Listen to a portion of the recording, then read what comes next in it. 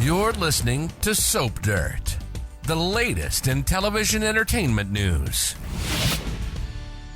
Hey Y&R fans, it is Belinda from Soap Dirt, and I've got your early edition spoilers for next week, which is February 12th through the 16th. That takes us into the second full week of February sweeps. We've got a bad woman circling Genoa City ready to attack. We have got rivalries, professional and personal. We have got so much to talk about. Hey, if you haven't already, please reach down, click subscribe so you don't miss any of our updates. And now, as always, when I'm doing the early edition spoilers, I'm going to run through real quick what's going to happen Wednesday, Thursday, Friday to give you some context for next week, because at the point you're listening to this, you probably haven't heard or seen those episodes. All right, let's talk about Wednesday, February 7th real quick. Christine Williams versus Phyllis Summers over Danny Romalotti takes a perilous turn. That's the spoiler. Sounds great. It sounds like Phyllis is about to do something really dangerous. It sounds really exciting. The reality, pretty lackluster. Josh Griffith, I just don't know. Maybe we can all do a GoFundMe and get him some intro to writing courses, dramatic writing 101, because these spoilers versus what they're delivering is something else. So basically, the ladies just said to each other, it's on like Donkey Kong after Danny wussed out. Danny's like, I don't like this animosity between you. He did tell Phyllis he's not into her romantically, but he just doesn't like them scrapping at each other. He doesn't want to be the piece of meat in the middle. He says he's just going to focus on his music. And Phyllis, of course, took that as a sign after he walked away, telling Christine, yeah, he wants me. And Christine's just like, do you hear what I'm hearing? You're deluded. And they basically each pledged to win this. So I don't know where the peril comes in. I was really hoping that Phyllis might get in her Tesla and run Christine right over, put the bug on the windshield, but I don't think we're going to get anything that dramatic. So a little disappointing based on the spoilers.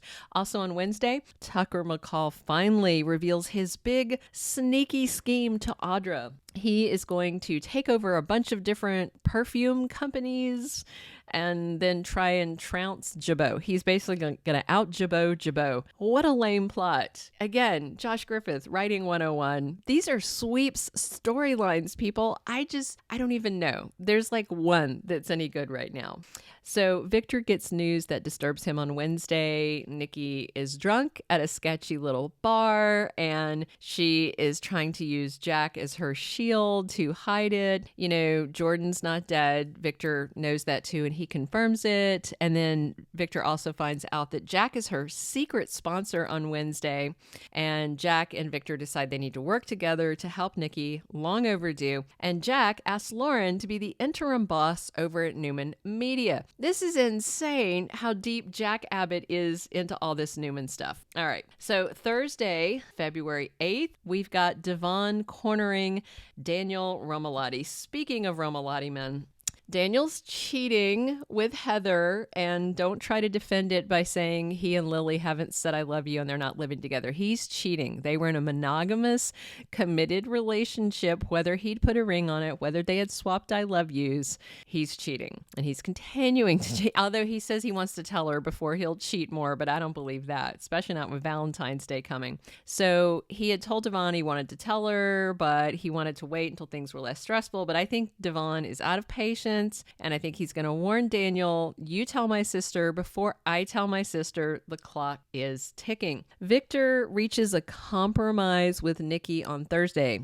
I think he is going to have a come to Jesus session with her and let her know that I know what you've been doing. I know you've been running around with Jack being your secret sponsor. I know you've been lying to me, and I've just had enough. And, I just love you and want to protect you. And they're going to hammer some things out. I don't feel like this is going to shake their marriage or anything, but, and that's part of the lack of drama. Because if it was going to shake their marriage, then that would be very sweeps worthy, but it's not going to go like that. And Phyllis tries to keep on acting like things are fine, keeping up appearances. And this is more the Danny stuff and this really lackluster plot of theirs.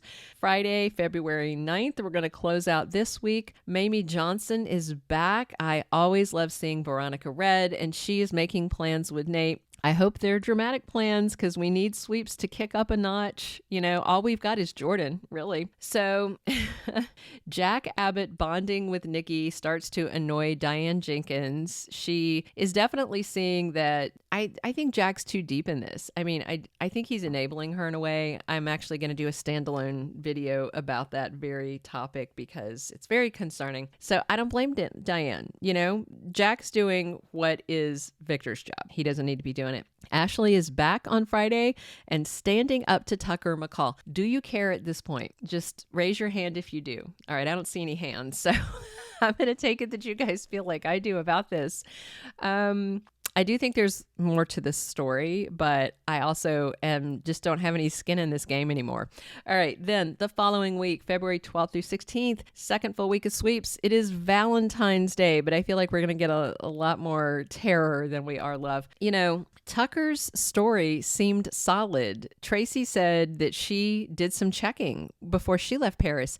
Even when Ashley wasn't around, she asked a bunch of questions, and she seems to think that Tucker didn't do this thing. But then Ashley had one more person to talk to, you know. But even if she proves that Tucker did have this little temper fit and then gaslit about her, so what? I mean, she can't get any more divorced. Just forget he exists. I mean, her family wants her to stop it. Tucker wants her to stop it. Everybody wants her to stop it. I want her to stop it. Maybe she'll stop it. We'll see.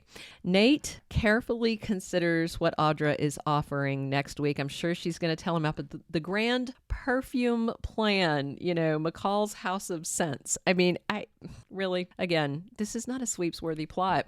Audra weighs her next move now that she knows Tucker's big lackluster master plan next week.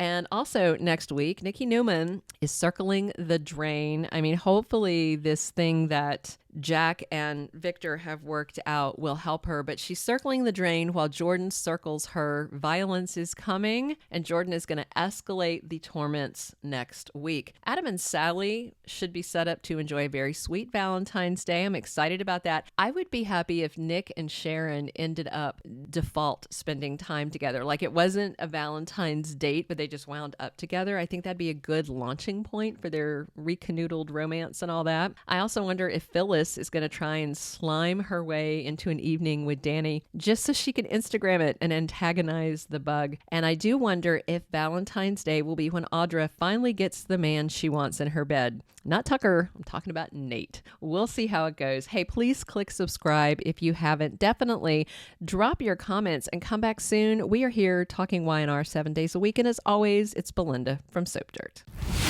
Thank you for being a loyal listener. Follow us wherever you get your podcast because you don't want to miss the next episode.